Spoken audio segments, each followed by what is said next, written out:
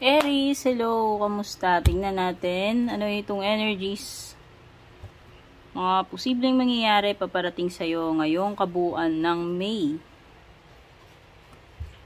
If you are new here, please don't forget to subscribe, like, or follow.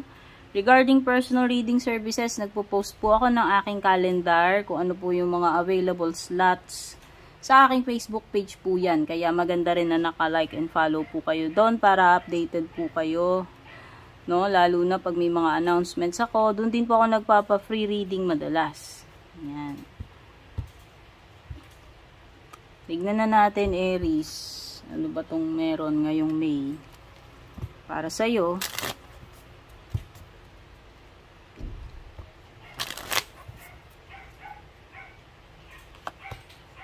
Unang-una, meron kang fish. Ito ay sign ng swerte, pera, or opportunity. Ayan, no? Pagdating sa business, finances, pwedeng siswertihin ka, pwedeng may opportunity paparating sa'yo. No? Pwedeng may mga transactions pagdating sa pera, mga sales. Ayan. Meron kang matatanggap or magigain. Ibig sabihin, may profit. Ayan, meron ding wealth and abundance. So, pagdating sa mga usaping pera, transactions, when it comes to business, sa career, pwede rin, no? Pwedeng maswerte, no? Or may opportunity. Masagana pagdating sa material, pagdating sa pera. Ring, may marireceive ka, oh. This is a promise, no? Pwedeng may nag-promise sa'yo, natutuparin niya na yung pinangako niya. Pwedeng ito ay sign ng partnership, whether businessman to or romantic, no? Basta meron ditong matutupad na promise. Whether ikaw yung tutupad ng promise na yan, or merong tao na nangako sa'yo na yun na nga tutuparin niya yung pangako niya. Itong May na to, may katuparan sa pagdating sa mga ipinangako.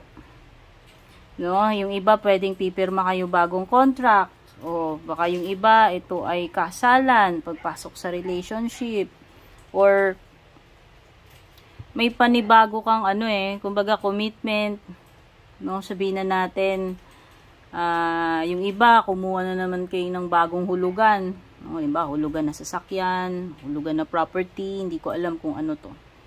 Okay, may mga deal, ayan, deal or contract, sabihin na natin, panibagong cycle. No, ibig sabihin, magsisimula ka na naman ng panibagong period. Ewan ko kung ano yung bagay na sisimulan mo. Basta panibagong ano na siya, panibagong round, panibagong cycle, contract, no?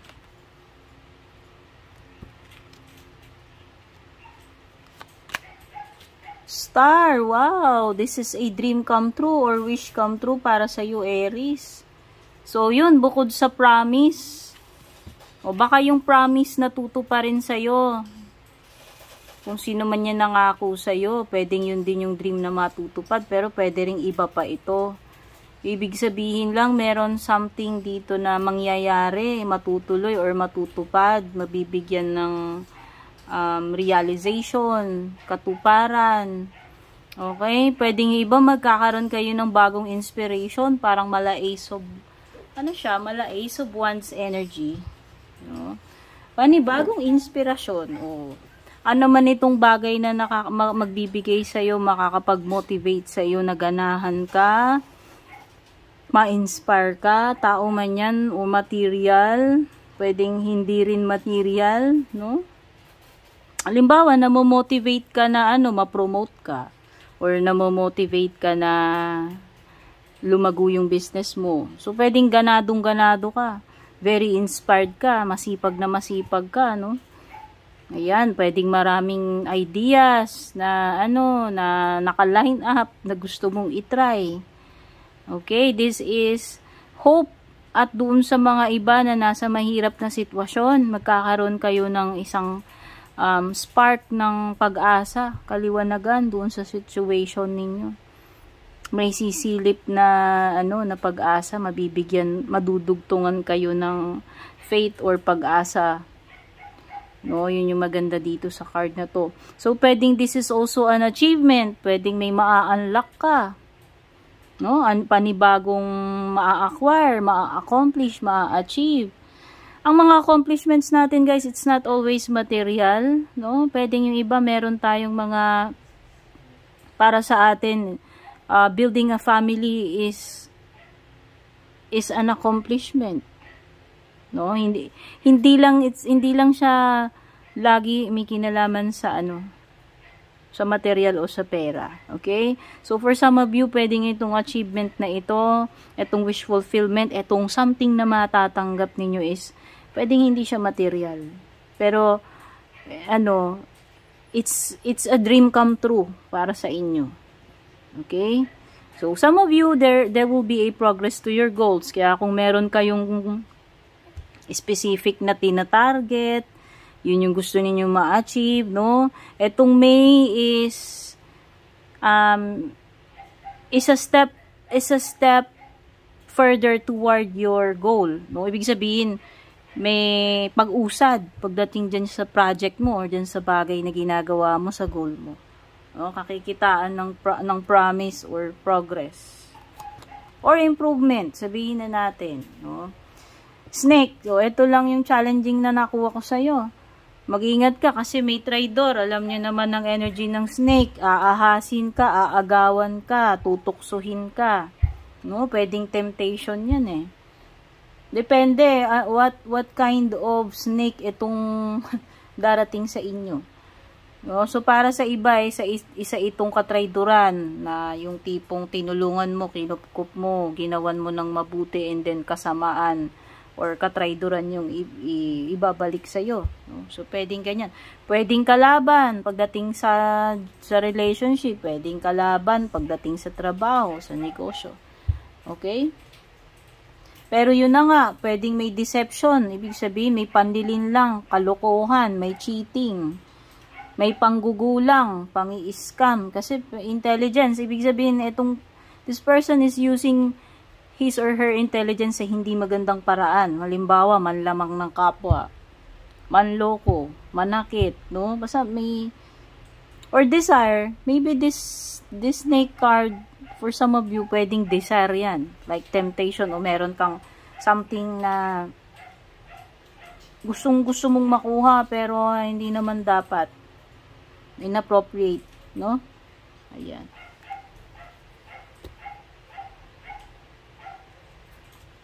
In terms of relationships naman, this May, tingnan natin. Ano ang meron pagdating sa iyong married life or jowa life. Third party, oy, naku, saktong-sakto dun sa ahas. Lagay ko rito sa ilalim. O, yan, pwedeng iba makaka-experience kayo ng pangaaswang sa jowa nyo or sa asawa nyo. O, ibig ko sabihin sa pangaaswang, alam nyo na may umaaligid na ahas. Ulupong na pwedeng maging temptation, panira sa partnership nyo, sa marriage ninyo kung mag-asawa man kayo magjowa. Okay, pwedeng iba magkakaroon kayo ng issues pagdating sa kaperahan, no? Love life yung pinag-uusapan natin, pero pwedeng yung iba dito nagkakagulo kayo, nagkakasamaan kayo, nagkakaproblema kayo magjowa pagdating sa pera, mga usaping pera, no? Ayan, pwedeng iba magjowa, wala naman kayong problema sa isa't isa, pero ang problema ninyo is material or financial, no? Kaya lang kasi merong mga times na itong finances na to, minsan ito yung nagkukos talaga ng away or problema sa couples, no? So pwedeng ganyan.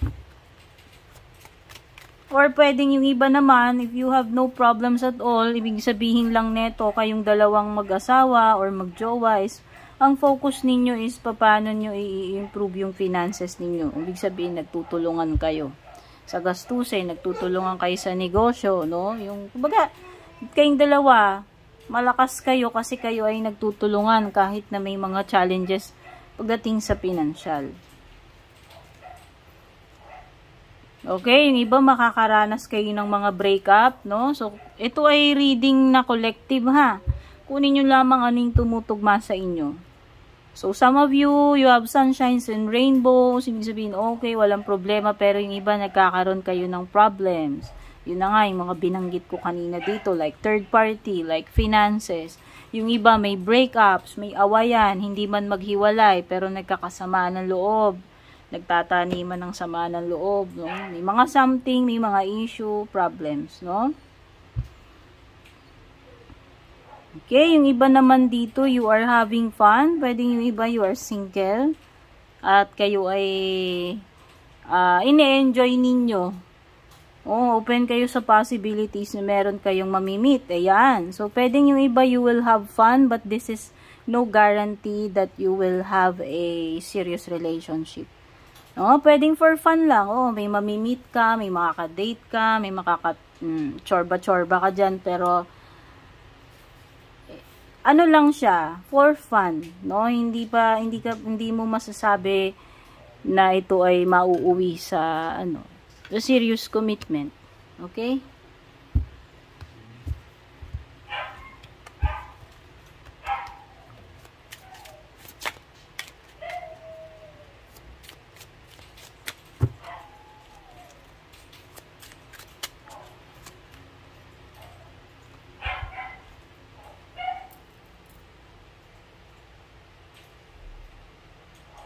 Okay, some of you, itong May, hindi magiging ganun ka-happy para sa inyo. You have the 9 of Cups in reverse.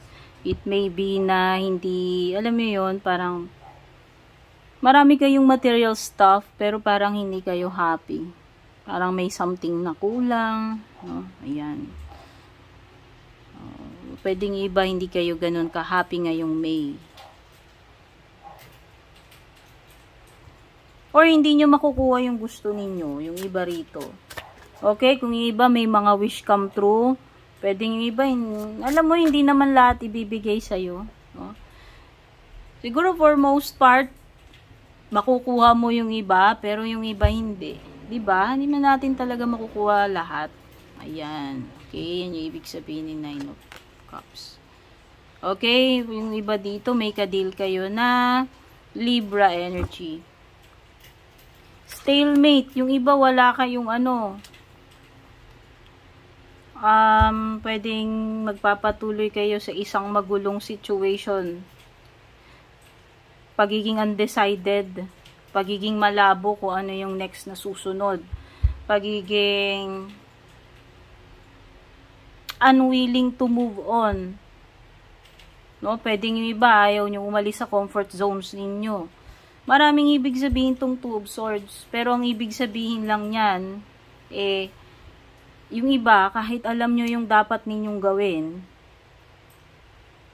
kayo, mas pinipili nyo lang na hindi ninyo gawin yun.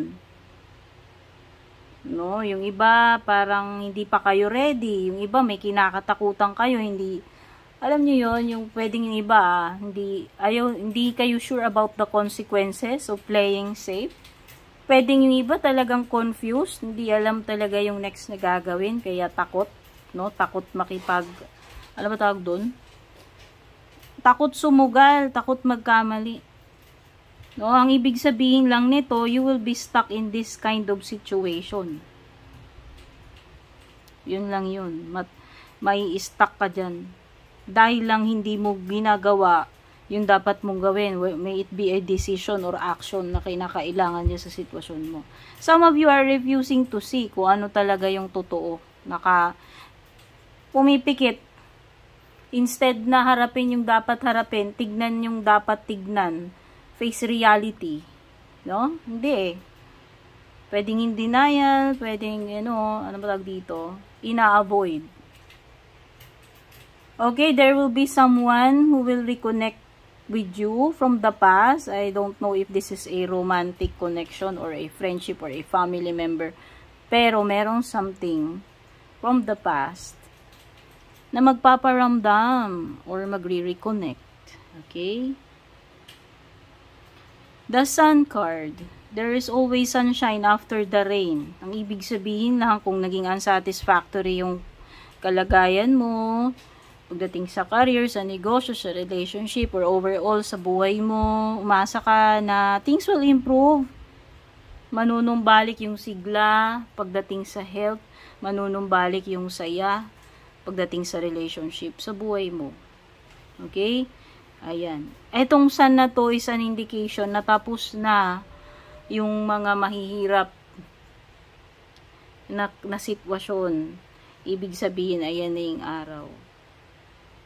Mababalik na uli yung vitality, mababalik na uli yung magandang kapalaran, mababalik na uli yung happiness, yung good health, yung happy relationship, no? So this is a success card, a very happy, positive card, no? Ibig sabihin things will soon improve para sa iyo, Aries. Ngayong May, tignan na natin yung iyong closing message or advice. You are good enough. Full moon in Virgo. So, may Virgo energy. Sa mga minimenos yung sarili, sa mga walang self-love, sa mga feeling ninyo, may mali sa inyo, ba't kayo iniwan ng jowa nyo? Sa mga inyo na iniisip ninyo na hindi nyo kaya, nagkakamali kayo. You are special, you are unique, you are loved. Kung meron mang mga taong hindi nakaka-appreciate sa inyo, romantic man yan sa trabaho, well, they are missing something na kakulangan nila yon.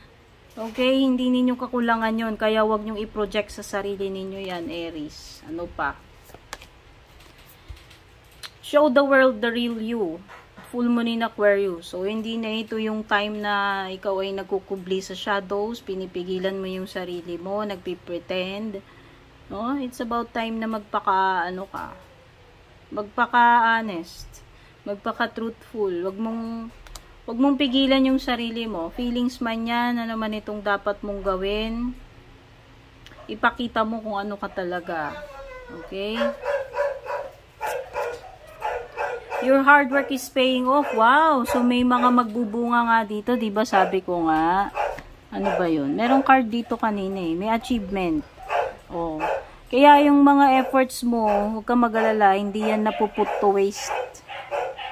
Etong May, a justification ng lahat ng efforts na ginawa mo, paghihirap mo. Kasi, magpe-pay off yan, aanihin mo yung mga magagandang bagay na yan na ginawa mo. New Moon in Capricorn. So, pwedeng may Capricorn, Aquarius, Virgo, Libra. Take care, God bless, Aries.